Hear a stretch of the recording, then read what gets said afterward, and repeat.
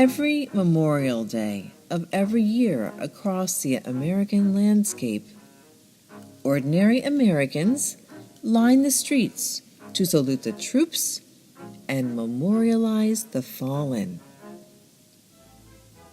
These are regular citizens who harbor a patriotic zeal, an abiding love of country. Yet, among members of this crowd are Americans who also harbor a disquieting ambivalence about America's appetite for war, an obsession with gallantry, explosives, death, and destruction. Proponents of American exceptionalism argue that America is unassailable and beyond reproach. For that reason, America can do as it pleases, anyhow, anywhere, anytime. These are also proponents of the American military-industrial complex.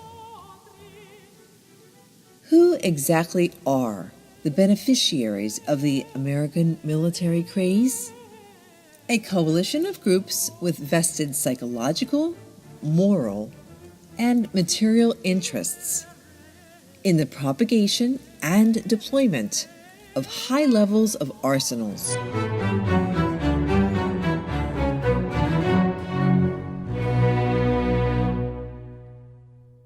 The tragic story of the Vietnam War. The wrong war, at the wrong time, in the wrong place. Effectively, U.S. involvement in Vietnam began in 1960 with American advisors who were sent to aid and instruct South Vietnamese troops. President Kennedy authorized and increased these advisors.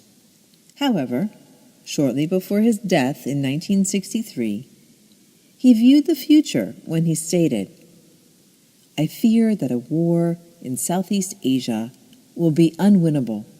The catalyst for deeper U.S. involvement came in August 1964, when North Vietnamese torpedo boats shot at U.S. destroyers in the Gulf of Tonkin. This event never actually happened, but allowed Congress to pass the Tonkin Gulf Resolution, which vastly increased the number of troops and material in Vietnam. By the end of 1967, there were 485,000 U.S. soldiers in Vietnam.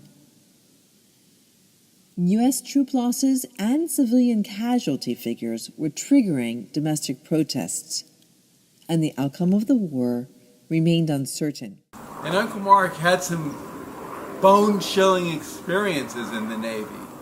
Once, on a transit across the Indian Ocean, they almost capsized. We took a 57-degree roll, and we came back. Thank God. Uncle Mark is still here to do these types of videos, okay? I could have died. And then another time, when I was actually on station in Vietnam, we called it the gun zone. We got too close to this island, and they had us locked in on their fire control radar with their 8-inch guns. We were oiling. We were taking on fuel. We would have been history. And for some reason they didn't fire. I've never known why. I've never known why.